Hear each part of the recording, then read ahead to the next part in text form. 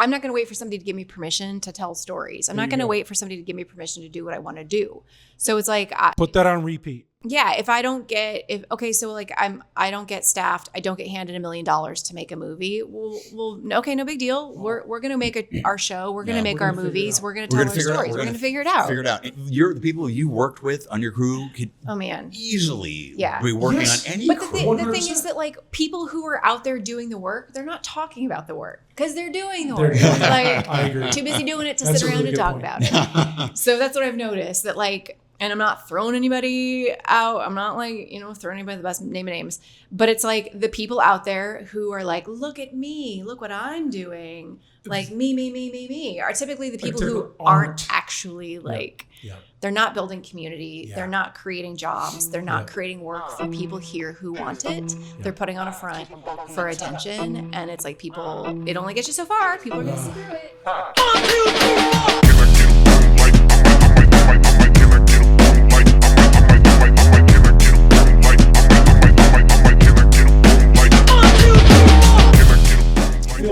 Feel free to roll whenever. I've got time lapses going in the back and in the front, and I'm doing all kinds of fun stuff. You feel good about it, how everything looks? I appreciate you. Matt is a genius. I got so lucky. His wife was doing an event at the Luli Creative House. Oh, sure. And I was doing some content for them. I was working on some stuff and making a little I don't know, short little doc or whatever, just kind of showing some of their events. And he shows up with his wife and helping her set up for her thing. And man, he started talking. He goes, I love your setup. Oh, that's the FX3. So I was like, how do you know all these? Like, you must know what you're doing. And he's like, yeah, I actually have that camera, and this is what I do, and this is what I do full time. And I'm like, we need to hang out. And since then, we've been fast friends, and we've worked together on quite a few projects. It's one of the amazing things about I think the city is that there are so many people who are doing really cool creative things, but unless you have that sort of that happenstance moment, you may not know. 100%. And I've met so many people through him. Yeah. And I think he's met some people through me. And when I told him that I was doing this, I was like, I'm working on a small budget. Would you want to, I pay him a little bit, every time, he comes. But he takes, a couple hours out of his day, helps me set up. I've been here since 10 setting up. He got here like 11:15. But the fact that like he had a shoot this morning. So I just am overwhelmed by the amount of people since I've been doing this, the amount of people that have, really been receptive to it. And I'm just like, I'm really humbled that you guys would want to take your time out too, because I know you guys are really busy. You're world travelers, and you guys have been in some big rooms and done some big things. I'll just start out. You know me, I'm Chad. It's been a long time. Jeff and I did a podcast years ago with on another person's podcast, and was really interesting. Actually, he wanted to have you back, and I think with the timing just was great, and then COVID was brutal and changed the world, and we never got to it. And then when I started this, I was like, you were one of the first people I thought of, but I was like, let me get a few under my belt before I had you guys on, because because I don't want to start off with I don't want to start off at the dud and have but when I reached out to you, I thought, is it inappropriate for me to be like, hey, do you want to have Jeff on too?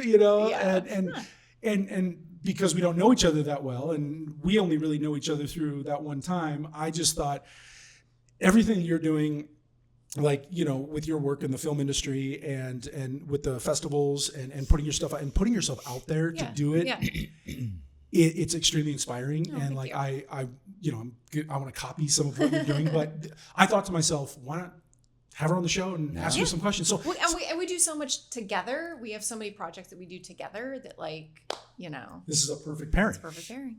Yeah. So Christine, tell me what you've been working on, how it all got started. Give me a little background. Go for it. Yeah. Gosh, You're from here originally. I'm from Omaha originally. Yeah. I've spent my professional life doing all manner of creative endeavors, web design and graphic design and photography and journalism, and I just at one point was like, you know what, I want to go back to school. I want to get a bachelor's degree. I randomly picked creative writing. I don't know why. I thought, well, there's got to be something there. I listened to my intuition. There you go. So I studied creative nonfiction writing. I took some screenwriting electives, and then I was like, oh, screenwriting, there it is. That's the thing. And so I've gone on to get a master's degree. I'm working to develop a screenwriting course for the university. I've had screenplays in festivals. Jeff and I have had screenplays we've written together in festivals. I've had films in festivals. I wrote a feature film that was produced here locally. So I've had some really great success. I think like any successful artist, like the success doesn't feel good enough yet. Like I know there's more. So yeah, I'm just trying to get to the more stage. If I can say, please, your feature that you wrote is on Amazon. It's on Amazon. And, it is on Amazon Prime and Tubi. Yeah, and your focus in your MFA was on TV writing, and yes. you were in striking distance in Hollywood, and then I guess I glossed over some things. Well, yeah, I mean they're coming out of the pandemic, and things are starting to open up again, and you are having meetings with some pretty big studios, and then the writer's strike. I had an opportunity. I was very close to a staff writing opportunity in LA with like a big name that I will not name drop, but the writer's strike kind of zapped it and it went away. And so now I'm trying to find inroads. I'm applying, like I want to write. I want to be a staff writer. I want to be a film writer, but I'm also applying to WGA support staff training programs. Like if I can get a job as a writer's assistant in a writer's room, like I'll take it. If it's going to get me in the door, I'll take it. Like I'm humble enough to start at the very bottom. Like writing to me is so humbling. I've tried a million times and I just can't. I get like 6 pages in. I'm like, okay, I know this character. Yeah. But then you've got 6 or 7 other characters that you're trying to work. And it's like, tough. I don't know their voice. It is daunting. It is brutal. And a lot of second guessing. And I constantly am like, no, this isn't what this person would say. But how do you know? And I'm fighting myself. And I'm so impressed with like the ability to, I mean, just anybody that does it and does it well. And that was another reason, I called this a creative block because I know, right, we all have these blocks. And I know writer's block is the thing that everybody knows about, whether you're writing a novel or a screenplay. You always go through that block. It's like, what's my next thing? For me, it's more of, what's my next idea? Because some of my ideas don't necessarily need writing. They need, where I find my greatest source of creativity is when I just I have this idea. Okay, let me just go and then see what happens. Mm-hmm. That's kind of, but I got to have that sort of. That impetus. Exactly. Yep. I've got to have that first idea, and that with a writer, you have to have it all. You have to have the idea, and then you've got to. It's hard. It's hard to. There's that initial spark, and then it is hard to keep going. It is hard to take the spark and develop it into a full. Like I have notebooks full of like characters, lines of dialogue, scenarios, log lines, just like little bits of stuff. And sometimes the little bit stays there for 5 years, 10 years, like, it may never turn into anything. It's amazing when you find out some of your favorite films took all this time to actually get made because it was mostly the writing process. It was the development of it. Yeah. They have these, and then you sit there and you get these actors in mind that you want to do it, but things change and you got to recast because the age. It's wild. Like thinking about that movie Castaway with Tom Hanks, years in between them, from the first part of it to the beach. It's just like it's amazing that anything gets done, or that bands stay together, or that anything that anything happens. So back to your thing about you're writing your 6 pages in. I mean, one of the things that I have found, and then I think you have found, is that you still show up, and every single day, and if you can at the same time, but you show up, and eventually your muse will say, oh, start taking you seriously. So like I have done this. I will show up and I have nothing, and I have that writer's block, whether it's with a cartoon or with writing a song or writing a book or something or a screenplay. I've got nothing, and I hate it. The process is painful, and I force myself to do something to just get, to the physicality of it, to literally start clacking crap on the keyboard or to just start doodling nothing with my opposite dominant hand or whatever it is. And you do find that for me, the more you just keep showing up and doing that, eventually something's going to happen. Eventually your own brain is going to tell you, okay, we're tired of all this crap. Let's actually start forming a sentence. Right. You know, and I really do believe that to be true, that your muse eventually will say, okay, all right, he means business. Because there's a lot of anxiety that you kind of have, right? Yeah. To do it. And then if you get all that crap out of the way, yeah, and you sort of tire yourself out in a sense, that's or good. Yeah, kind of run that inner child, into the ground. Yeah. Oh, yeah, that's a great point. That's exactly what it is. Yeah. Then all of a sudden, like you said, your muse will come out. I found that to be very true for me. It's instead of, like you said, showing up and click, clack, I'll play a video game. And then pretty soon 3 hours has gone by. Something else will stimulate, because I'm trying to be sort of, my ADD will get, and then boom, I'll be in this game and I'll get, instead of, like you said, right, showing up, doing the click clacky, right, erase, and then eventually it's like, oh, okay, I'm back. But see, that video game too can be part of the process. So like, I mean, I don't want to speak for Christine, but for me, it's this weird balance of pushing through the click clacky crap, whatever, but also at some point walking away and doing nothing and going to get a cup of coffee, because your brain, just like when you're playing video games, your brain is still working on your behalf. Your subconscious is, and those are those light bulb moments we have in the shower, or the cliche, whatever, the light bulb goes off, middle of the night. But your own brain has been problem solving for you. So your brain is, and you kind of work that into your process. Yeah. Very good point. But it's hard to know. You have to show up and do the work to be able to then allow yourself that 15-minute walk or I'm whatever. Afraid of the 15-minute walk, because I'm afraid I'm going to get to the 15-minute walk. ADD is going to take over, and it's going to turn into it's going to be an hour and 15. Now you're in Iowa. We love Iowa. How'd you know? Maybe that's where the ideas are. No. But I think like you both you make really good points that where when you just said you got to show up. Yeah. That's what this is for me is I'm showing up for myself, because when I go put this together and I put the 3 cameras together and I put this together, I'm creatively thinking of the best ways to kind of use that. Mm-hmm. And then I come up with other ideas for either the next time or even throughout the process of this episode. And it's like, I'll watch these back and I'll be like, oh, did they really say that? I wasn't listening because I was thinking of the next question or whatever it was, And so it's so valuable to be able to have these conversations with such thoughtful people. And so, Jeff, I want to get into a little bit about, you talked about cartoons. Now, I that's actually how I know you mostly. And I don't want to, you probably have a different perspective on this. You definitely have a different perspective.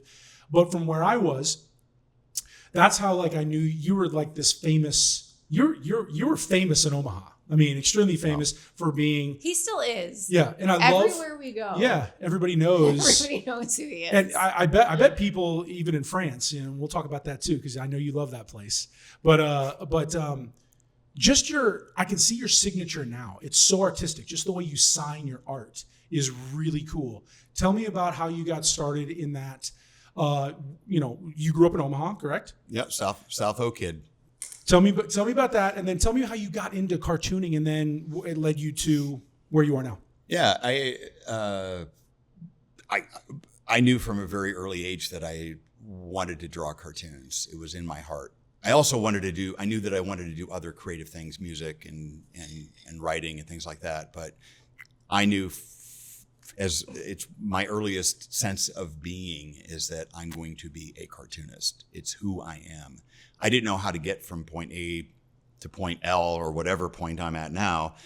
And I certainly didn't think it'd be political cartooning. I was more in the, comic strips and Disney kind of thing. But I had a lot of input and inspiration from various places. My uncle, whom I'd never met, was a syndicated columnist, Washington Post, Scripps Howard, for an Omaha guy. It's in your blood. Yeah, who went on to D.C. and interviewed John F. Kennedy and knew Marilyn Monroe. He was killed in a plane crash just after I was born, so I never met him. But I heard all these great stories about how he was one of the first journalists to land in the South Pole, how he was covering the Cold War, how he was covering NASA and the space program, which became part of my story because I love the space program and I've had cartoons fly on the space shuttle. But so there was that part of it. And then there were, I certainly grew up in a small house in South Omaha, oldest of 5 kids. My dad was a part-time TV repairman and a musician, and but he was always encouraging me to be unique and to be creative, and I think that's kind of where that sort of took roots. And then just lucky and blessed with wonderful teachers in the Omaha public school system who it's so underrated. It is so underrated, and they saw something in me and would hang my cartoons on the bulletin board. I would get beaten up for it, and bullied, and also because I have Tourette's syndrome. And I didn't know I had Tourette's, and I was always kind of twitchy. But there were teachers who saw something in me and helped me develop that, and I think that's kind of where it took root. I mean, it says something about this area that you can. All of these obstacles and the system can be broken and things like that, but somebody can see something in somebody and they not give up on them. And then for you to be able to embrace that as well. 100% embracing. I'm a big believer in, we talk about this a lot, embracing our obstacles and whatever that is. We have our own inner stuff, our insecurities, other things we've grown up with, and things that can be really challenging and painful. But I do think, and I'm not trying to simplify this in any way or minimize it, but I do think that if we can in some way embrace those obstacles or acknowledge them and try to move through them, we can kind of, for lack of a better term, use the cliche, turn it into our superpower. But that can fuel our creativity, whether it's anger, compassion, frustration, whatever that is, and allow that to come out into the work and in your daily life and your interactions. 100%. Right. And maybe it becomes part of your why. Maybe you're not actually writing a memoir, or you're maybe not writing your childhood self in your screenplay, but somehow those experiences are likely informing your writing 100%. Decisions and your creativity. 100%. So and if you don't embrace that, you'll miss it. You'll skip over it, and you'll either compress it and it won't. And readers and viewers, consumers of creativity who are sensitive, can pick up on stuff that isn't authentic, and authenticity 100%. Is so important. I agree. I agree. Yeah, I appreciate that. I think when I miss your World Herald work. And I don't know if that's something we can actually talk about. If there's NDAs or anything like that. No, I'm sure. But just I'm still drawing. And tell me about that. It's 5 years ago that they eliminated my job, and I was one of maybe only 20-something full-time newspaper cartoonists left in America. I really thought I'd be the last cartoonist standing. But actually, they did me a favor. It hurt, and I wasn't allowed to say thank you or goodbye to my readers. And so to this day, recently, I've had people say, "Well, where'd you go?" Right. So, but I'm still drawing with support on Patreon and Substack for syndication, which puts my cartoons out into the world, and to your point, in France as well. Just not in my hometown newspaper, but it liberated me. It allowed me to be freer to draw. One of those obstacles you had to embrace. It 100%, and it has allowed me to draw cartoons that I never would have, frankly, been allowed to draw before, and it's allowed me to pursue other creative things. It's allowed me to pursue a career in radio, in classical music, which I'm doing. I took over for Otis 12 when he retired at KVNO. And it's a joyful job, and to do other things, to develop my French and everything else. So it was really a blessing in disguise that I didn't see at the time, of course. But. Yeah, I was so surprised how it happened, that you're just gone. I think I may have learned about it through social media, I believe. And it was like, you were such a huge deal. I think one of the biggest, most popular things about the World Herald were some of your cartoons. Oh, thanks. And I feel like that was probably one of the only things that I was really looking forward to in the World Herald. I'm not going to lie, because I found it interesting. Obviously, politics has changed so much, and being that you were doing a lot of political cartoons, I think that you would probably get you were probably getting a lot of hate mail as well, which is unfortunate. Which has kind of led us to what happened, last week, which is people just speaking their mind, and it's unfortunate that it's got to go so dark. And not that we have to talk about that, because that's not the purpose, but I think that there was so much more light, and I think by cutting that off, taking that away, I think is more detrimental, in my opinion. Mm-hmm. I think that it's important to be able to have hard conversations in a light way. Yeah. I think. But it's happening everywhere. It's happening everywhere, unfortunately. So, yeah. And I think, Christine, with your work, finding your voice and doing what you do, is it hard? Do you feel stifled to be able to say what you want to say? Is it scary to write scripts if there's, with serious matters? I think for me, I get a little bit insecure about what I can and can't say, even in this, because how people are going to react to the way that I feel about something, which is ridiculous. Yeah. It's ridiculous. These are my feelings. Do you feel stifled with some of the things that some of the subject matters that you cover in your projects? No, I don't. I don't. I think that excuse me. Some of the stuff I cover or that I like to write about, it's more about women, things that are happening to women, things that women have dealt with, for hundreds and hundreds of years, gaps in our culture, problems with our culture. I take everything with a comedic approach. That's just who I am. I don't go full drama, full serious. It's everything with a bent, a sense of humor to 100%. It. But I don't know. I guess I write politically, but I do it in a way that's it's not overt. It's not overt. The project I'm working on right now, it's going through a million rewrites. It's a period piece, colonial American comedy, you know what I mean, with a bunch of women doing stuff they're not supposed to be doing. So living their life. Having jobs and making money. Oh, blasphemy. Asking for healthcare. What? Crazy stuff. So no, I don't feel stifled. I also feel as a woman, I have a little bit more space to talk and speak and take control of things right now. Sure. With as much adversity that women have always faced, right?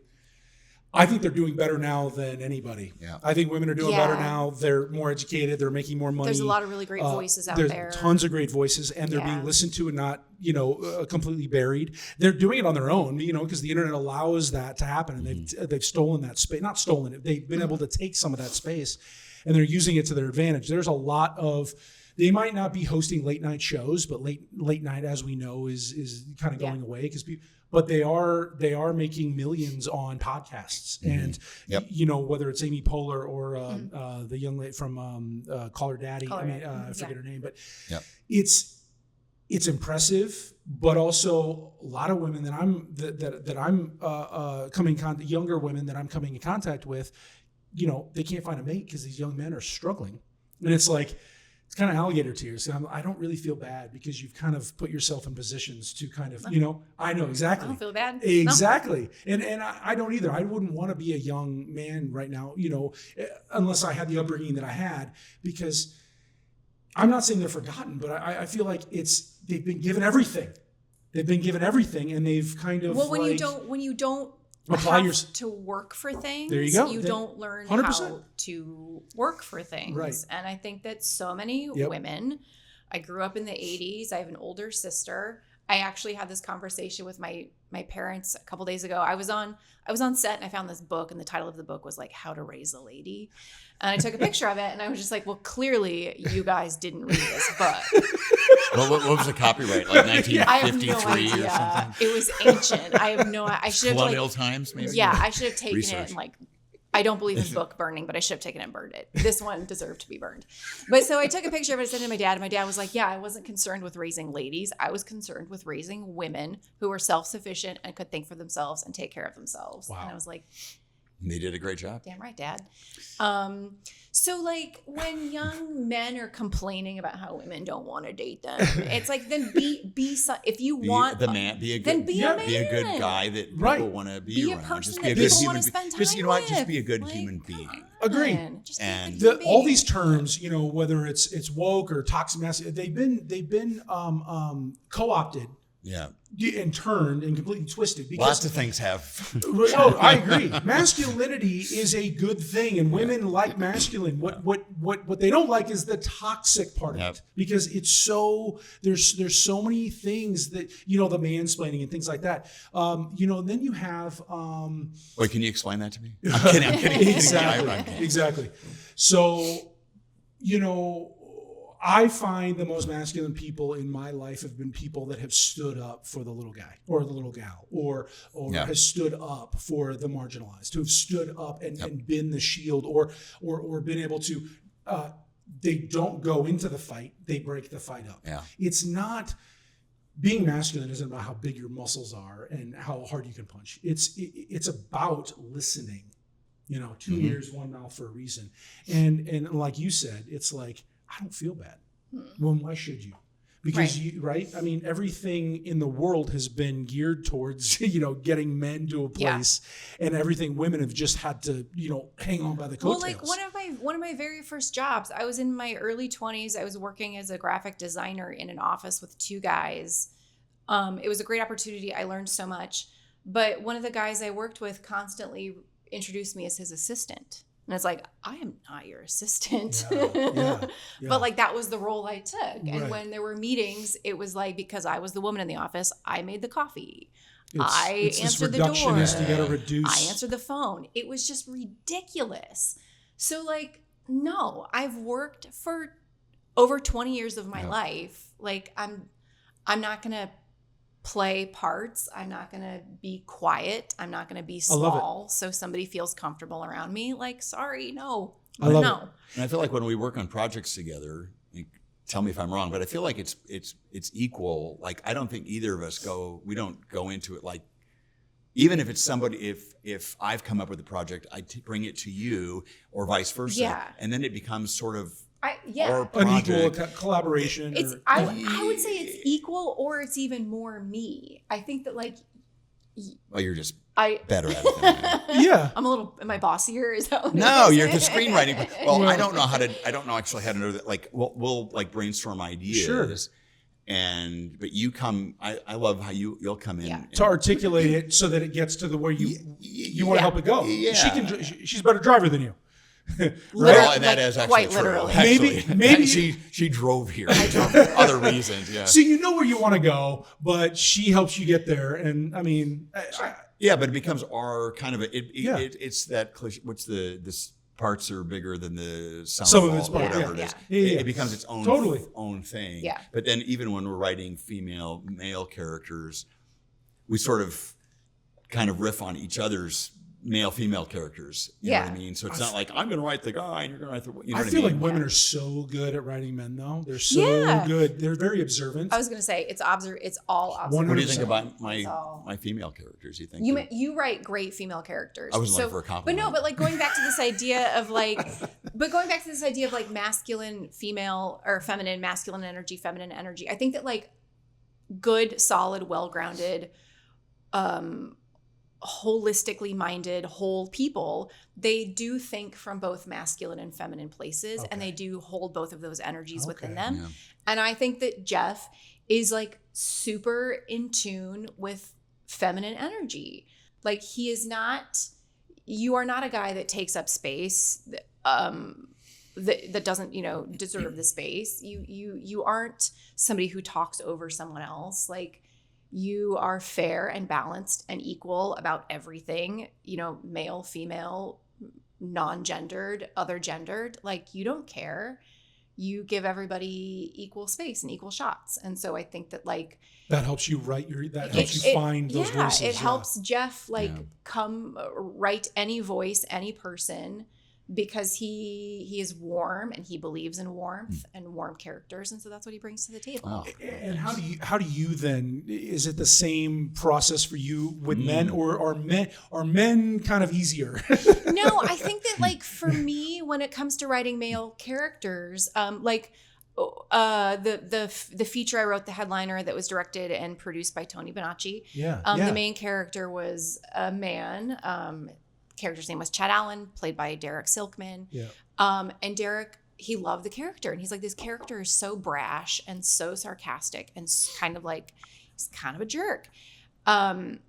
He's like, people are surprised that a woman wrote that character. But I think that for me, it was just like, I think I was channeling like who I would be if I didn't have to operate through a filter every day. Okay. There was a warmth to him. But Chad Allen was a warm guy. But I think that like if all of the masks came off, I am like I think a much more like brash, in your face person than I allow myself to be. Do you think that's true?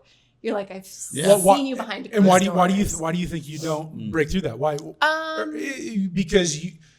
I don't know. Maybe it is like conditioning, being a woman in this world, but I also think that it's like I don't know. It does come through in your writing. Sure. So ultimately, what does it mean? You know what I mean? Right, like 100%. if it's coming through in your writing, 100%. and that's who you are, it doesn't mean you have to go around being. But I saw it just in that video I watched. I saw you. I saw it. Yeah. Yeah. I can see. Yeah. You have a very good idea who you are. I do. Yes. And you don't sugarcoat it, which is great. That's another reason why I wanted to talk to you, because I have trouble sometimes, letting myself be who I want to be and say the things that I want to say, because now we're in kind of a world where, shut up, man. You sound like a dick. Yeah. And, and I can come off that way, and I don't mean to, but it's more of like, this is kind of the way that I'm trying to communicate with you, is like, I'm not getting it across. Mm-hmm. I find myself being extra careful, even in my French group, for example. Mm-hmm. I have a weird obsession for learning French, and it's one of the few things I do in my life. Not to take us off this topic, just briefly, it's one of the few things I do that isn't directly related to earning a living. Honestly, sure. I'm kind of still. We all have to have something like that. Yeah. And I know how learning a language has changed me, improved me, has helped my brain, and I started this French group. When I was learning French 7 years ago, free weekly French group. I had no idea what French was, basically. I mean, I kind of did, but I didn't speak it. And people who spoke French would come and they would speak French to me, and I didn't understand them. And like, why are you doing this? So you're going to help me, and we're going to help others. And it's about kindness and connectivity. Side note, it's now the largest free weekly French groups in America. Okay. Anyhow, so I'll have to look that up. I know how it changed, how I was so afraid. And so I saw it as one of those obstacles. I'm afraid to speak French. I'm going to start this group. And I meet others who are afraid to speak it. And so when I see that, I have all these crazy hacks and strategies, and I want to help. I want to throw out ideas. And whether, man or woman or whatever, I find myself being kind of hesitant to say, well, here, sure, try this, because I don't want it to come off like I'm either a know-it-all and I don't know it all. Or, you know what I mean? So right, I find myself kind of like treading carefully. Stepping back, yeah. I get it. Here are some opportunities. So I am even just, trying to figure out how best to present information without it sounding like I am telling people what to do. Exactly. I'm not. I care. I really do. I can see how with creativity too. I struggle with that. I've got ideas, but So, the Ted Lasso line, be curious and not judgmental. I try as much as I can. And, you know, I think even after Matt met me the first time to now, you know, he and our relationship is just evolved, and it's only been like 6 months that we've known each other, and we're like fast friends. But he might even be able to attest the fact that, like, you know, I spend more time asking questions, because I found that has led me to, you know, sort of being able to help them as well, you know, to communicate with me as well. Because the more you sort of like, here, do this or do that, it's taking them out of them being able to participate with you and give their, you know. And so it's now, you know, now I tell Matt all the time, I'm like, you know, I'm just going to let you cook, you know, because I always have these, let's set the cameras up here. Let's change this angle. Let's do that. And sometimes I just need to, what do you think? And how can we make this better? And when he says it, I'm usually, let's try it. Let's go. Because the more I hesitate from that, you know, the more I pull away from, no, let's do it my way. You're never going to get it out. And then you're going to lose those people that are in your life. You're going to lose the people that you're another person is probably going to help make it even better than. Well, that's what makes good producers. If it's like, I want you in this room. I trust you in this room to do what you're here to do. That's right. And I believe that you know better than me. And so I'm just going to step back and let you do your job. And I know that has been hard, you know, for for women to be able to get that trust from people, especially if you've got male producers that will just let you come in and you hired me for this thing. Let me do it. Oh, you're not doing it the way that I'm used to, but that's not why you hired me. You hired me to do it the way that I know how to do it. And for how good or for how much improvement, like we've seen, you know, especially in like film and television, like female directors are still underrepresented. Female directors of photography, female cinematographers still underrepresented in film, female writers. So like, it's progress, but it's like it's not there yet. And so, right. You know, and like, so and we just got to keep at it. And I find myself as a male in this business, I very much am cognizant of it, but I'm also, I want to work. I look to work with more women because I want that perspective. I was raised by a single mother. Not that has anything to be, that doesn't have to be the thing that made me do it, right? I have a wife and I've got a daughter. That doesn't mean that I'm this, you know, like that. I want to, because I want to be, don't take it the wrong way, but challenged. I feel like it's a challenge to have a female voice come in and tell, you know, not that like that it's better or worse, or that they're, you know, smarter or, you know, it's more of like it's a voice that's not in my head. You're open to it. It's a totally new perspective. Yeah, it has to be. And a lived experience you don't know anything about. Well, and exactly. And not just with, you know, members of the opposite sex, but with people from different cultures. And how important that is. And, you know, that's a whole other thing about traveling, but it builds empathy when you meet other people. 100%. You know? So it's so underrated, empathy. It matters. Everybody needs it. Everybody should say the word empathy and embrace it. The people that I choose to be around are people that make decisions based on their moral empathy. The things that they choose, do the right thing for the right reasons. Yes. Even if politically it's a killer, even if even if it in the moment it hurts financially, if you're doing the right thing for the most amount of people in an empathetic from an empathetic point of view, to me, those are the leaders that I want. Those are the people I want to be around, and I want to surround myself. Well, we just had this conversation the other day that like we should all be good people for the sake of being good people, not because there's some kind of promise. Exactly. Yeah, it's so silly. It's so crazy because you hear stories about, oh, he's such a good father because he's present and all this stuff. I'm like, he's supposed to be. That's just the bare minimum. Just the bare minimum. Women are there all the time for that thing, and we don't give them credit. Like, it's so crazy that I don't want to be known as a good, I don't want to be known as a good father by society because I was there. You showed up. I just want my child to end up having a good, and then if she tells me one day that you were such a great, then that's all I need in my life, And even if she doesn't tell me, if she sees success in her life, or if she is healthy, or if she's happy, then that little bit that I did, right, was worth it. And I see that in my work. I want that to be in my work too, because I like collaborating with people, and I like having those, those perspectives challenged. And like I said, that's a challenge to let people in that aren't, you're not, surround yourself with a whole lot. If you don't have a whole lot of, women in your life, be around more so that you can understand what it's like to have a conversation with somebody who thinks differently. How do we change that? It's so fear. Everything's fear-based, in my opinion. Everything. That's true. Fear sells right now. Yeah. It's about this. Hang on to what you have because they want your. They want something from you. It's immigrants or women. And it's that they. It's that they. they. Yeah, it's they. Yeah. They want the it. thing that gives me. Yeah. You referenced Ted Lasso, and it's one of those things that gives me hope because it was such a hugely successful show, and such a positive core, show.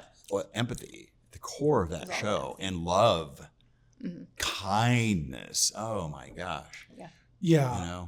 I just. So I do want to talk a little bit about like what you've done in the past and what you're doing recently, because I'm really fascinated by how you get these things funded and done and the people you work with. I know, right? I know. So funding. What's that? Tell me about some of the films you've worked on, some of the things you're proud of, and you're proud of all of it. But some of the things that you want to prop up. But then also like some of the people you've worked with, because I know some of it, like Cody Jones, and I've had them on the show and stuff like that. And I find a lot of what the work you're doing right now is inspiring. So tell me a little bit about what you're working on. Yeah. So let's see. Right now I have a film in festivals, kind of in the middle of a little festival circuit. I'll be in Beverly Hills in a couple weeks, and then in Georgia. Tell me about the film. So it's a short film called Bobby Hayden Church, Brother Number 2. Yep. It is starring Derek Silkman, who we talked about earlier. He plays Thomas Hayden Church's little brother. I think it's hilarious. It's a mockumentary. So funny. Trying to break out into the Hollywood acting scene from Omaha, Nebraska. So it kind of just started as this like silly little joke between Derek and I. Yeah, because he kind of looks like him. Or he looks like him. He sounds like him. That's exactly Yeah, he looks like him. He sounds like him. And it's so hilarious. it was just like, well, wouldn't it be funny if? And so I wrote this script, and Kate Robertson Pryor, my friend, I asked her if she wanted to act in it. She said yes. Can I also produce on it? I said yes. And so again, like women getting stuff done literally like within a day. Kate was like, well, I have an entire crew. We're ready to go. Like she had Cody on board, Cody Jones to do DIT and color. He's awesome. He's amazing. Lauren Abel. She's great. She's so talented. She's amazing. Is she cinematographer? She was cinematographer, and she was our editor. And she brought on Sam Fu as second camera. Love those guys. We had like Cadet Jones. I was trying to get all of them for this day to get us all in the room. I wanted to get those guys. They're just busy with stuff. They could. If you're listening, please come on. Yeah. Come on. And then I have to say that we had Ian Snyder as our sound. Yeah. And we miss Ian so much. Ian was so incredible. Yeah. So it was the last thing I got to work on Ian with. So I've worked with him too. But just like the most amazing crew, the most amazing people. And everybody really, again, it's like all about heart. The project had heart. Everybody connected to it. It's about an artist struggling to be seen, to be heard, to make it to the next step in life. And so I think everybody was just like, yeah, I'm on board. So it was all shot in Omaha? It's all shot in Omaha, yeah. And I know you used some of the Modus building downtown. Did you use some? We did. Because I saw some of your behind the scenes. Coffee shop. The coffee shop, okay. The coffee shop and then the back hallway. And we had a cameo from Mr. Alexander Payne. Yeah, I saw that too. He walked by, so exterior shots, and then we shot the rest of it over at the Potawatomi Arts Culture Entertainment Center. Pace Council Bluffs. And then a friend of ours, Todd Graves, let us use his house to film. And also the other cameo. Oh, the other, Thomas Hayden Church. Yeah, I saw some of that on social media. Yeah, Kate got a hold of his, through some connections, got a hold of his manager. He seems like a really cool guy. He was the coolest. Yeah, so Kate got him the script, and he just called her up, just like, hey, let's just get down to business, and he's just like, so who is this writer? How did you know all this about me? And Kate's like, what? And he goes, yeah, this is like my real life. I had like a little brother who tried to break into acting. I call him Bobby. He goes, his name's not Bob or Robert, but I call him Bobby. That's like my brother's nickname. That's crazy. It was wild. So, Thomas Hayden Church read it, he's like, yeah, this is hilarious. So he agreed to, he had to leave. He was filming Knives Out at this time. So he's like, I can't do anything now, but in a few months when I'm back in the country, reach out to me. And so then we were like, is he just going to blow us off? So we had to wait months to get a hold of him again. And then he was just like, yep, okay, cool. Call me at this time. That's we'll record. So awesome. It was amazing. So so I don't think Thomas Hayden Church really understood like what was happening until he called us and he talked to Derek on the phone. Like they delivered lines back and forth to each other on the phone. And he was like, yep, I hear it. Yep, I get it now. There's a sound, their voices too. It was like it's uncanny. It was like the same person hearing them over the phone speak to each other. They sound it was wild. Was Thomas Hayden Church like a little bit taken back? Like, are you spoofing me? Is this some sort of catfish? Yeah, he kind of thought it was a joke, and we were like, "This is not a voice. This is how he acts. This is what he sounds like." That's so cool. So yeah, the scene is about a minute long, but he was on the phone with us for like half an hour, just like giving us takes, talking to us, telling us stories, ad-libbing. It was just. Do you have some of that footage? Yeah, we recorded the entire thing like for the heck of it. I just find I really do think that the more that we just, like you said, authentic self. Yeah. People can sniff out bullshit like that. I mean, you just can't. We're built that way. It's just the way it is. But the more authentic you are, people that are on these high pedestals, being in Hollywood, the Thomas Hayden churches of the world, Alexander Payne, they come down to earth real quick, and they're as soon as they see that, just put yourself out there. Yeah. Just do it, and then show your vulnerability. Yeah. I think that's another masculine trait. It's also feminine. Don't get me wrong. Yeah, of course. But what I'm saying is, speaking from that perspective, those are the fears that I go through in my life, where I'm like, can I put myself out there? Can I do? And if I show that vulnerability, am I going to get?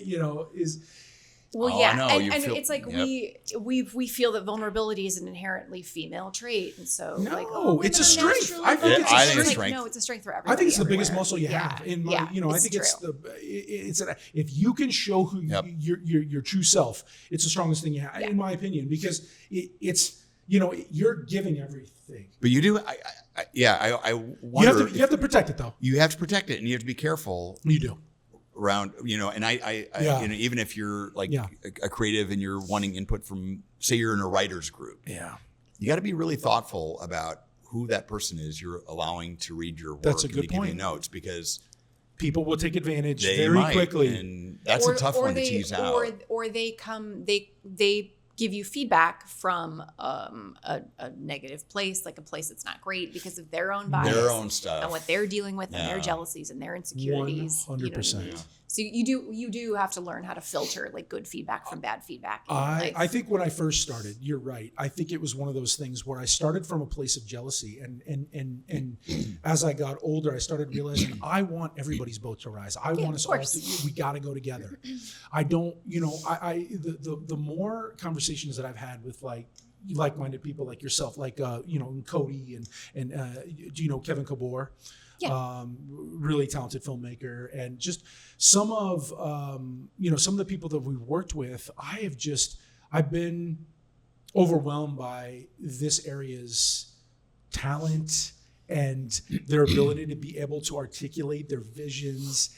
And I want to surround myself with more people like that. So that's why I started this. And that's why I wanted to, talk to you and how they say it. I'm just inspired by how you're able to do it. Now, obviously, when we talk budgets around here, you're not going to find a lot of large, independent budgets. No. But there's plenty of people around here that can do some big budget work that are talented enough and they can show up with some things. Now, working with, the crew that you had, how are you able to make that work? Well, so for this particular project, everyone was kind enough to donate their time. It's amazing. So that's another thing I love. Yeah, I don't know what the number to put on it is, but like we were fortunate enough that the crew, no one on the crew got paid. Like, it pains me to say that. I don't like that nobody on the crew got paid. Right. But everybody volunteered their time. We had to pay, for some incidental stuff, obviously like craft services and fees for certain things. Like did you have to get permits and things like that to film the city? No, we didn't. So the Omaha is kind of like a don't ask, don't tell city when it comes to permitting. Got it. I've been on other film shoots before where they tried to get permits, like to film in the parks, and the parks department was like, just go do it. Don't. But like, just don't tell anybody. Just don't pretend like you never called, and like just don't tell anybody. That's kind of nice. Yeah, we were having a conversation recently with somebody who recently filmed in LA, and he was like, LA is not that city. Nope, like they will shut you down instantly. But so no, we were able to get by with a very, very small budget. I mean, I've talked to Kate about it, and if we had to put like an actual dollar value on this production, it was probably like a $40,000 short. Yeah. By the time all was said and done. 100%. Yeah. And so it's amazing. I try to give back to my crew and my friends whenever I can. If somebody from the crew asks me to do something and they say I can't pay you, it's like, great, that's no problem. I'll do it. Although we're going to raise fund, we've got two features, and we are absolutely because you can only ask folks. That's the thing. You can only you kind of only do it once. Yeah. It's like but to respect other 100%. artists and to pay them for their time. Yeah. So this short, it's in festivals. It's after festivals, we'll try to find some kind of online distribution for it, whatever that may be. Because like Prime, putting it out there in a situation like that, do you don't really have to pay them to put it out there, but like, do you get the 10 cents for every view or whatever? I mean, do you get a small amount per download? Yeah, it's so how these companies pay is based on minutes watched. Okay. So it's probably like fractions of a cent for every minute. Right.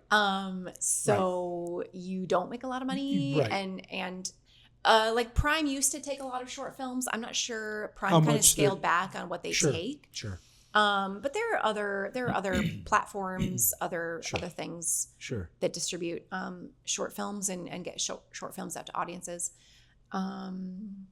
So we'll see where it ends up. Well, I'm excited to see, what you guys come up with, for the next. Can you guys talk about the project you guys are? Yeah. So we're working. Okay. So we, again, like there's a million, we talk about this, like when it comes to film, you just have to do everything all at once because you never know which thing's going to hit first. Yeah, totally. So we have two features that we're working on. One is like smaller budget. One is medium budget.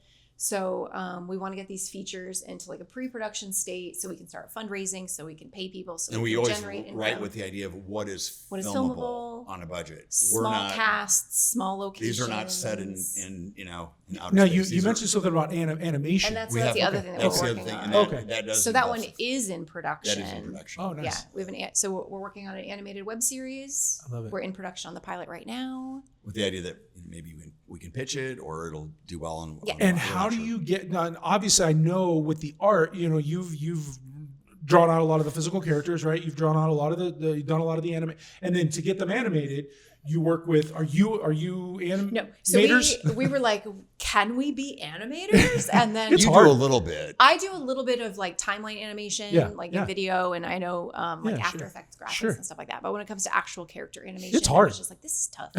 So we've sat on this project for years trying to figure out how we're going to get it done. Yeah. It started out as a comic strip, and maybe it's this, maybe it's a TV show, and now it's a web series. But so we ended up collaborating with Matt Geiler. Okay. I don't know Matt. Oh gosh. Oh, he's animator, actor, comedian, musician. He does a lot of stuff at Backline. He does a lot of improv work. He's the guy he originally became pretty famous for his pumpkin dance.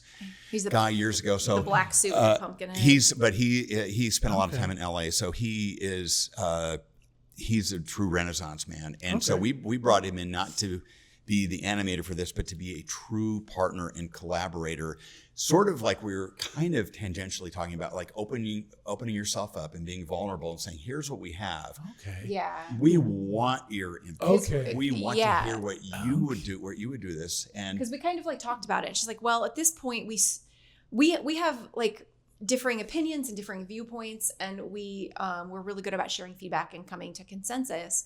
But at the end of the day, like we kind of operate as like one entity. And so it's like this project has lived between the two of us for so long that it needs an outside perspective. It needs another hand. Okay, right. And it's even better now. It's better than we ever imagined. He's coming at it from he's respecting the sensibilities that we have. Yeah. But he's like elevating it to a place that I don't think we thought we would go. And it's like, he sends us little samples. I'm like, oh my, this is incredible. Yeah. That's and awesome. we're auditioning. We have the pilot cast. Yeah. But we've got some. Yeah, so our pilot is cast. We'll have more roles to cast. Down the road as we expand. Yeah. And I just want to say quickly, this is an example, though, I think, of where, you had this opportunity in LA, and not that you want it again, but it's like, okay, for writing it with a film, obviously you can do that anywhere, but TV, to be staffed, you got to be in LA. Yeah. So you were the kind only of rooms like, that aren't in LA are late night rooms. Sure, and those sure. are, yeah. So you were kind of like, all right, we're here. Let's figure it out. What can we do from that perspective? Yeah. Yeah. Like, You know what I mean? Selfishly, I was like, I need something. I need work. I need a work sample. I need to show that I can create multiple episodes of something, that I can produce, that I can collab, And so I'm pushing for it to be a web series. Yeah. Because it's like, I want it. I want the proof. I want this. I want the series. I want the views. I want the. She wants the smoke, folks. She wants the smoke. I'm motivated. I love it. Yeah. But that's impressive. Yeah. And I've had the same million ideas bouncing back and forth, and then they live. I've had so many feature ideas, and I've really gotten into documentaries, which I really love, which are the story kind of tells itself. You don't really have to write it. I mean, you have to have a certain amount of sure. You have to still be a storyteller to put it together and recognize it. But then the people itself that you're talking to really help you, and it changes over time, which is great because you learn more, and the more research you do, it changes with what you're doing. You've got this story, you've got this thing, you got to formulate it, and then when you like you said, you got to crew up, you got to stay consistent with all of them, and things can change here and there, but for the most part, you got to consistently, and that can be hard. Yeah.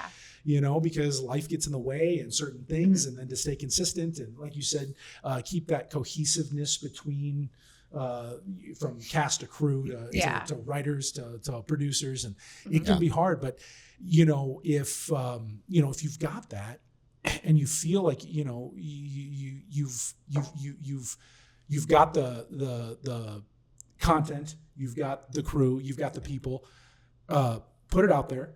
And I think a web series, why not? Why not? Yeah, it's still, it's, again, like Jeff was saying, I'm in Omaha. I want to write for television. Like my opportunities to get a foot in the door are limited based on geography. If I was in LA, there would be other opportunities, other things I could do. But it's like, I'm here, I'm here for now.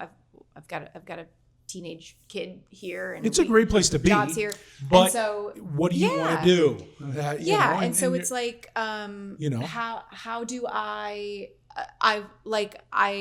old enough to know that like Hollywood is not going to come looking for me. I have to go looking for Hollywood. But you have to you have to give it a reason to come find you. Right. Yeah, 100%. You can't just like sit at home being like, one day. 100%. But even if you're in LA, you got to go to the you rooms. You got to go. And I lived out there for 4 years, and I was working, behind the scenes. I was an actor for a little while, actually in a movie that Thomas Hayden Church was in. What? Spider-Man 3. No way. Yeah, I was in Full Spider-Man. circle He was Sandman. He was. It's a small role. I played a New York City cop. Isn't that weird? So funny. Wow. It's funny. Wow. I met Tobey Maguire, but I didn't meet Tom. I wasn't in a scene with them. Yeah. But I was a New York City cop. Had a small line. It was so it. stupid. Wow. But anyway, isn't that weird how we're all? That is so weird. I love But it. yes, I was in a Thomas Hayden Church film. We're all. So was Jeff. Jeff was in the short. Yeah. 6 degrees of separation, both, brother. There you go. So both now starred in We're on our Tom way. Hanks' films. We are on our way. Take us. We're just Ryder Cotel. She's going to get us there. that's right. She's going to get us That's there. right. But it is fascinating. You like you said, you got to have a reason for them to come to you, right? And you're doing that. I kind of like though now. I kind of like that I'm here and that because of the internet, because of social media, because of the work that we can do, and we can get our work out there. Like you said, a web series. Why not you? Why not you in Omaha? Why here? not Why Omaha? not? Exactly. Yeah. Why not Omaha? Why not? If it's good work, people will, they'll gravitate towards you. There's a lot of talent. I mean, Alexander Payne, yes, from here, he still, resides here some of the time, and now he's got a brand that he can, he can send a script and he'll get 1,000 people to read it. You send a script and you'll be lucky if it, lands on the right person's. I'll be lucky if the email ever gets opened. Exactly. Yeah. And so, that obviously is different, but why not you? It can be. Yeah. And I think that you keep doing what you're doing. I mean, we barely know each other, but I'm proud of you. I think that's great, because I think there's so many people that don't do it. Right. Like myself. Right. Well, and it's also a matter of I'm not going to wait for somebody to give me permission to tell stories. I'm not going to wait for somebody to give me permission to do what I want to do.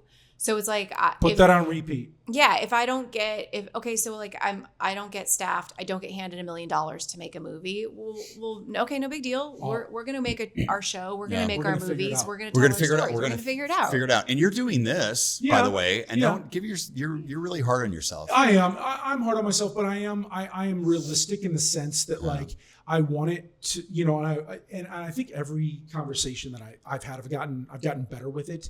But yeah, I'm my insecurities get the best of me sometimes, and I definitely am, and that's why, every time I do one of these, very nervous, and as I go, it gets better. But yes, I'm doing this for myself, but I do it because I really do want to give you guys your flowers, because I think you guys are doing amazing stuff and you guys are underrated. And I think a lot of people that I have, on, not that they're underrated in the world, they're underrated in the sense that you guys are doing some really big things. People doing great things.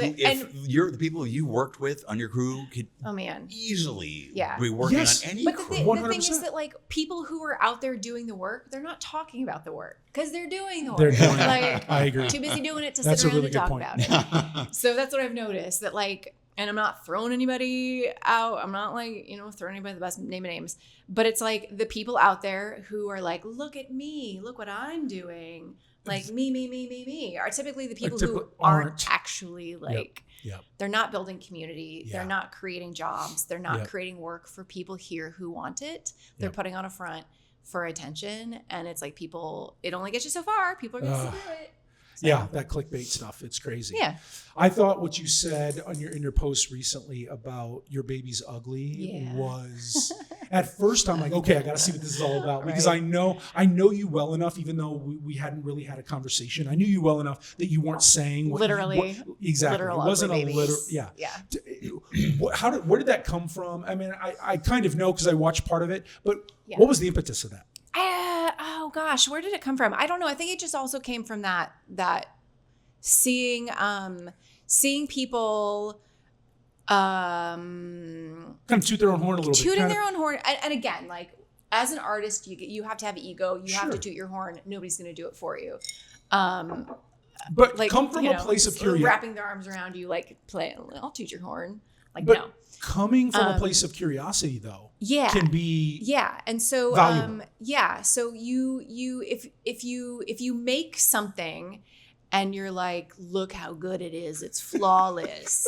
It's not. It's not flawless. Yeah. This short film, this Bobby Hayden Church, it is the greatest thing I have ever done. It's the greatest project I've ever worked on, the greatest outcome. But is it perfect? No. Is it the end of the line for me? No. No. I know it's good, but I know that there's room for improvement for all of us. We all want to go on to do bigger, better things. If you come back in 10 years and make Bobby Hayden Church, right, again, be different, right? And wouldn't it be completely different? 100%. Some better, but maybe not. Yeah. You might be cutting things out that you might lose some of that energy. Exactly. That rough energy. Sometimes it's kind of weirdly helpful when you don't know things. When you don't know agree. And I think perfection is such a lie. It is such a lie. I mean, it's a word that we have to have, and I understand why it exists. It's boring. But perfection my favorite things in the world are the things that are just a little bit off. Yeah. Perfection is unattainable, but the desire to get better every time There you go. is something that everybody has to have. Yeah. And so this idea of like your baby is ugly, it's just like what you did wasn't perfect, and you need to know it's not perfect in order to get better. If you only see perfection in your work never gets better, and that's the end of the line for you. I think you have something there. I think you have a podcast you can build off that. I'm not kidding, or something. I think Can I just like swap? Yeah, exactly. It's my podcast now. No, please. So I have to Gosh. change. Can I just stay here, please?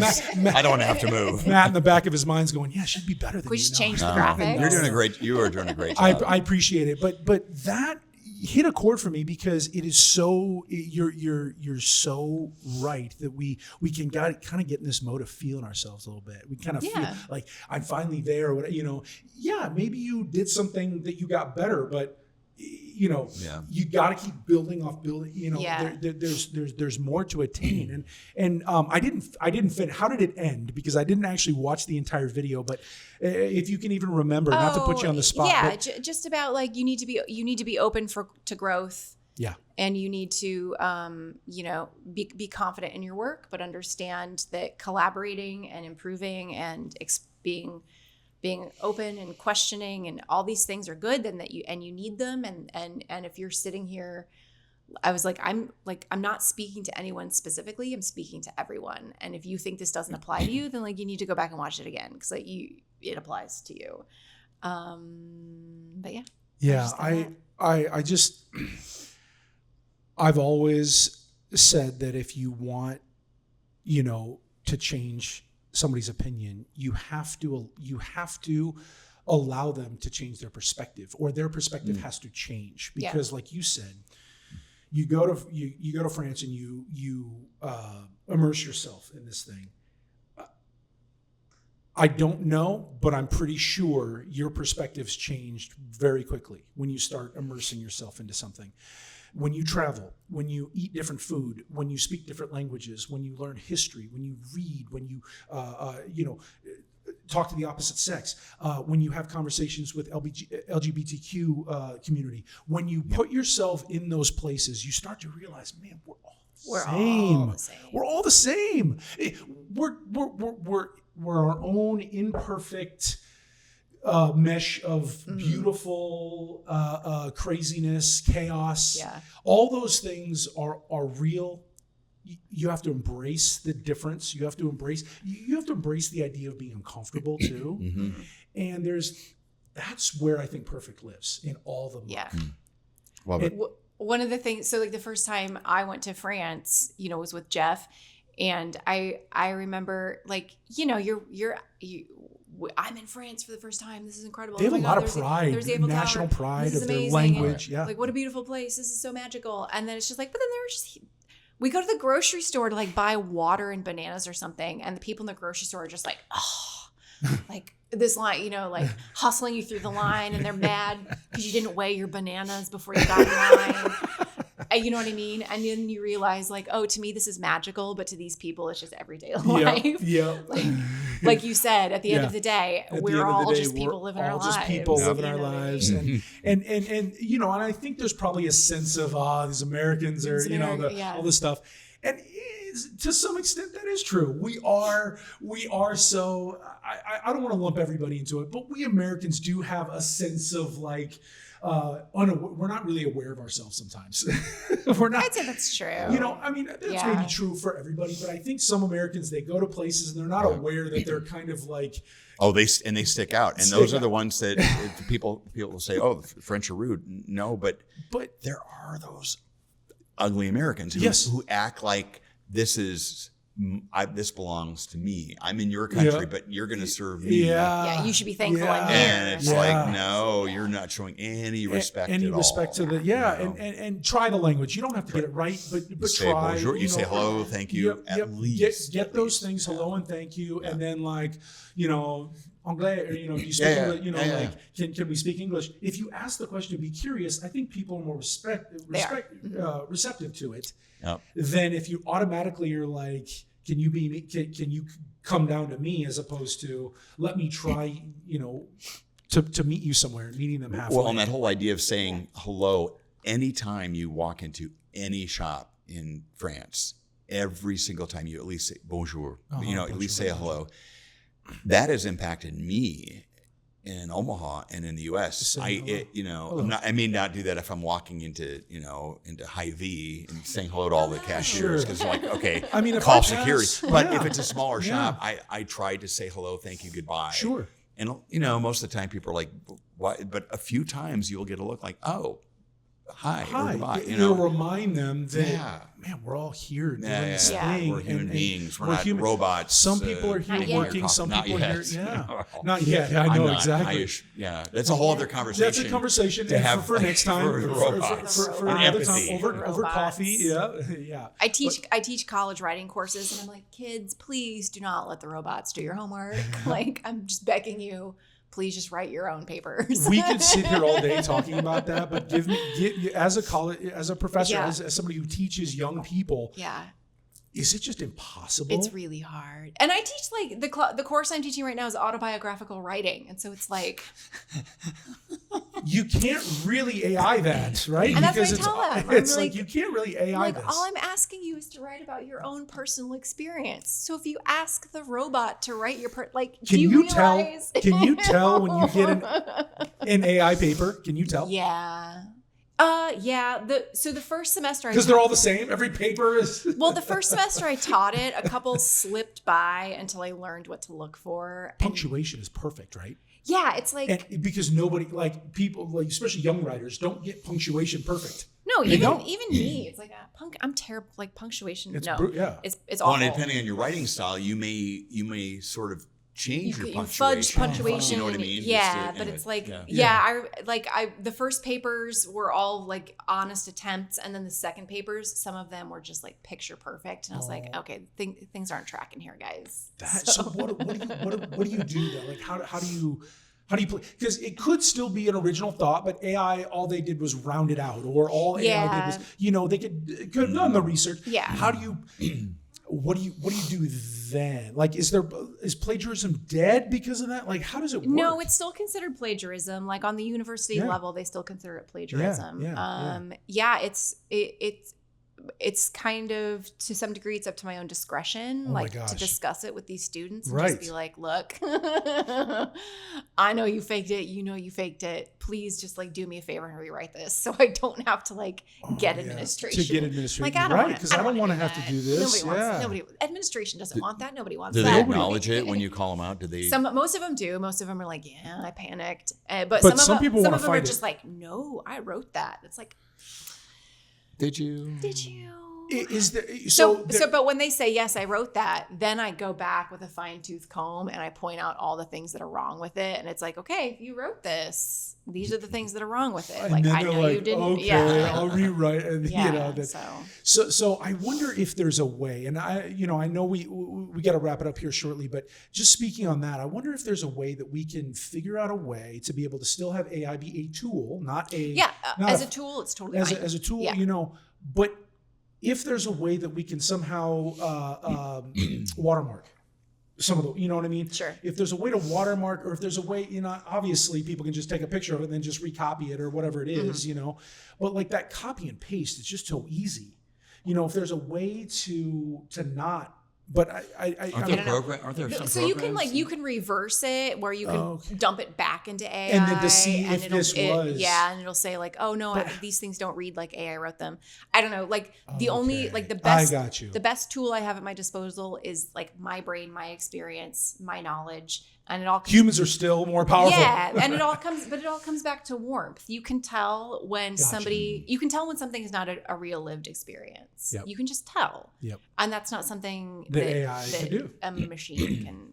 Yeah. Someday it will, though. Someday it will. Someday it will be so good that I know. Isn't it crazy? Creepy. It's kind of scary. It's a little scary. Yeah. And the film, and then even in your guys' work with copyright and it's already happening with cartoons. It already is. I was going to say, with what you guys do, the last thing that would be my last question would be like, how do we with what you're doing. Even with what I do, it's different for me though, because a lot of the work that I do is, obviously conversational here, but then how I pay my bills is I, do marketing work and stuff like that for companies that hire me to do stuff. It's really hard to kind of AI that, because I still need to get in front of people and get their testimonials and get their sound bites, things like that. You can do it, but it's different. But like when you're making films, you've got creative ideas, you've got a script. When you're cartoons, I mean, how do you combat the machine from like either, stealing your IP, your own work, having that, and then, it being sort of bastardized, if you will, if that's the right word. I mean, having your work not be stolen or rewritten or spun. Do you find that? I mean, some of these engines are unbelievable, especially with animation. They are. I mean, for me, with a couple things with the editorial cartoons, I'm not saying that at some point AI won't completely figure this out, but I allow for those imperfections. Wabi sabi, the term my son taught me, the Japanese term, embracing that imperfection.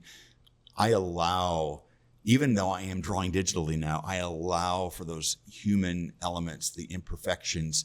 I don't want things to be perfect. Yes. And I'm leaning into that even more. And I find myself doing that on the radio at KVNO. I am a human being presenting this classical music, telling human stories about composers who overcame obstacles and to create in spite of those obstacles.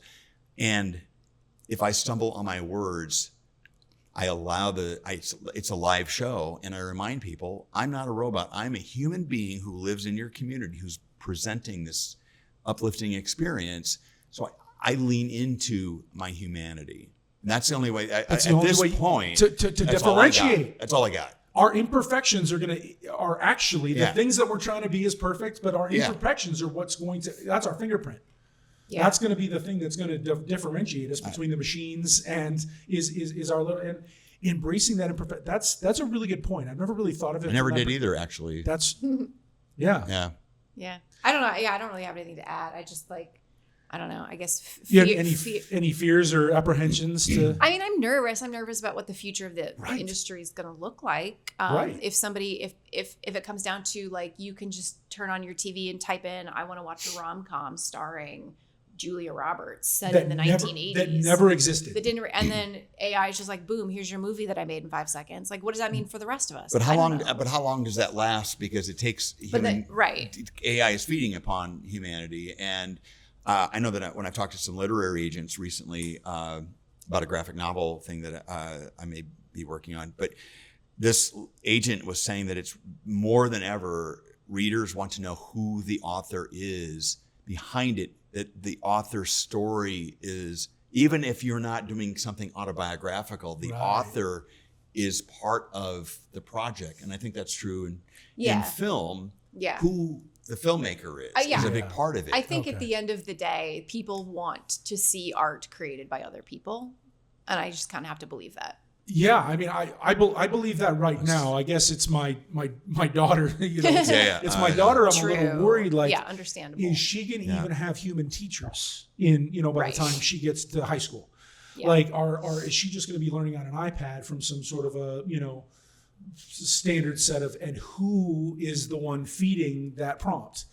And so I know that seems so dystopian and so, but it's like, it's not. But you could literally today probably have AI teachers. You probably could. You could have ChatGPT probably teach third grade. Well, it's being used. Yeah, it's being used already. Language learning, for example, all the time. But yeah. And so that is my thing. But then what you lose then is a human experience of, all those things. And that's where I think you learn the most, is actually not learning the actual arithmetic, not learning the actual language, not learning the actual thing. Yes, you're learning those things, but learning how you get to that problem through human interaction. And how you learned a particular, just to go back to French briefly, like I remember when I learned a particular word and where I was. For example, quickly, guerre and gare sound alike. Guerre in French is war, gare is station. And I was in Paris and I was asking, où est la guerre? And I meant, where's the station?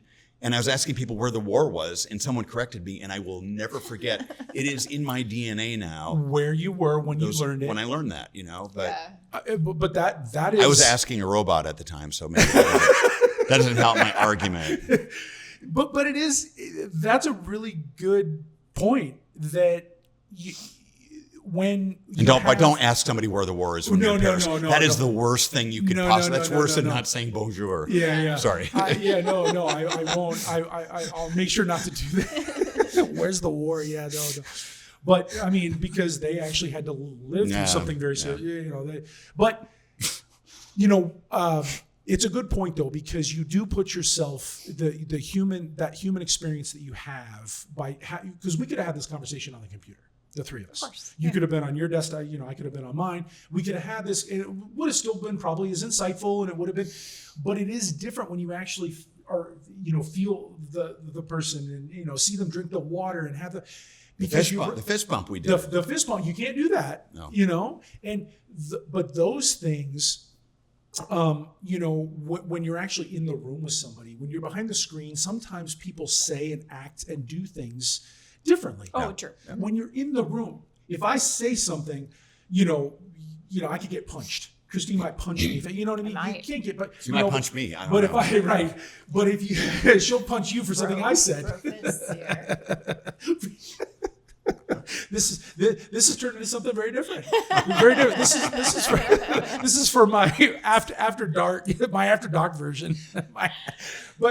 But I do think that is where I want my daughter to be able to learn, and I don't want to keep bringing up, me. I already kind of know who I am. I'm grown.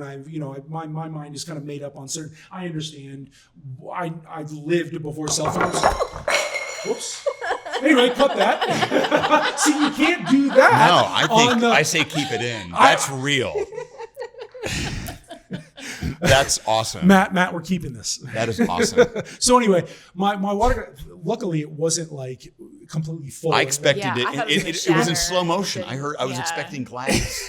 And luckily, let's see if this did it all over. No. Throw yours. Now everybody throw your glasses. But the thing about it is being with,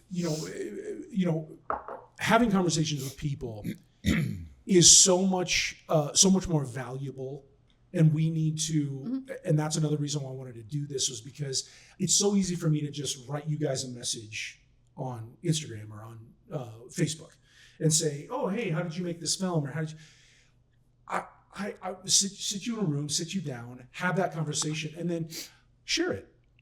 Share those insights with people, because I want people to be able to feel like it's not unattainable.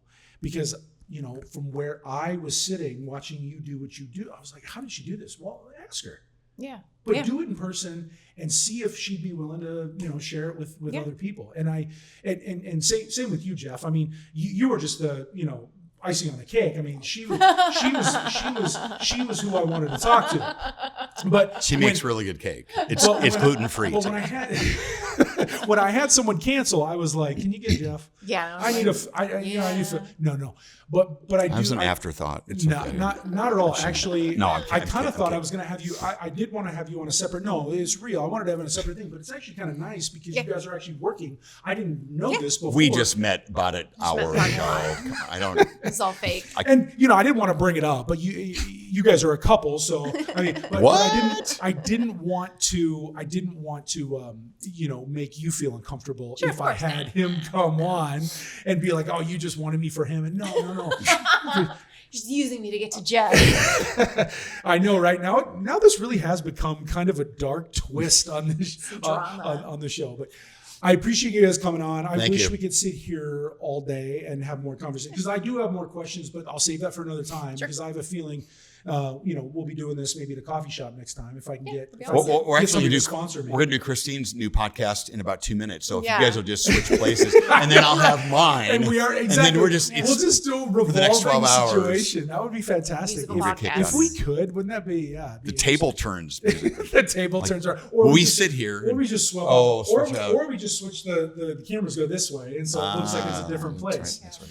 But yeah, I do have to give a Thank little you. bit of love real quick to Barnado and This Jake. is cool. Beautiful space. So Jacob runs the place. So Maven Social is you're probably familiar with like Via Farina, right? They have one downtown. They've got the one in Regency. Regency, yep. They're pizza, pasta, like a really diverse menu. They're great, and then they've also got a Berry and Rye down in the Old Market. Yep. Probably familiar with them. And then they've got Alice, which is out west. Alice is cool. It's a really cool, cool. And then they have the Wicked Rabbit, which I thought I think it might be Omaha's first speakeasy, if I'm not mistaken. I think so. But really kind of a cool, kind of carved out in this small little area at the Hotel Deco, which is a really cool space with a looking glass. But Maven Social is a very inclusive company. They've all shapes and sizes work for them. People from all over town here, and I find them to be just a really kind of a fun company to work with and to work for. And I have the opportunity to do some of their content. But Barnado specifically is a cool, unique. It's a music space, but it's also a bar. But then we're sitting in their speakeasy at the moment, and Jacob runs the place. And he normally would be on the show with us, but he wasn't able to make it. But I want to say thank you, Jacob, for letting us use the space. Really appreciate you, opening your doors, unlocking the doors, and letting us come in and show off your space. But basically, they opened this up for different music venues, and in the fronts of the music venue, the stage, and the main bar, and then back here is the speakeasy where they'll have private events. They'll have a poker night. They set up like a big poker table or like a roulette table, and they'll have like a casino night in here sometimes and things like that. They've sponsored all kinds of cool charity events and private events and wedding receptions and you name it. But I have to give a little love out. So if you haven't been to Barnado, check them out. They're a really, really cool company. All kinds of, you'll see on their website that they've got all kinds of really cool artists. They do comedy shows here too. So cool. I don't know if you do stand up or you know some people that do stand We up. know I'm sure, people, yeah. So get them. But yeah. So I wanted to give a little love to them, and I appreciate you guys coming on. And before we go, where can we find you? Where can we find like your work and how can we follow you? And give us a little call to action. So our production company that we produce under together is called Crispy Pickle Films. Oh, what? You can look us That's up a good online. one. Who's the pickle? After the cameras turn off, we'll talk about it. We are the collective Crispy Pickle. Okay, you're both crispy. You're both a pickle. We're Got both it. crispy. We're both pickle. I was gonna say she's definitely crispy. Christine, Chris. Oh, no, right? I I'm see. thinking the play on the words, I got you, but she's all she's where kind of you're got going. that. Maybe I don't know. I got you. Maybe no. Okay, that's not what that is though. No. Okay, Crispy Pickle it's just Productions. Yep. So crispypicklefilms.com. I'm on Instagram, Christine Burright. Yeah, I'm on Insta as Jeff, I think, Jeff Koterba, and then jeffreykoterba.com is my... I've got Patreon and Substack. Yeah, I was going to say, tell us, You can find me on either platform under my name. Yeah, get to Patreon, get to Substack, support local artists. Yes, Pay absolutely, local artists too. absolutely. It's important. It Yeah. is. So Exactly. I appreciate you guys Hey, coming thanks so on. much. It, Thank it you so really much. means a lot. Really Yeah. great. Learned a lot. Tons of fun. We'll have you next time. Thank you so Thank much. you. Thank you very, very much, man. Appreciate you Great. guys. Yeah, you're great. It was awesome meeting you. Thank you. Thank you.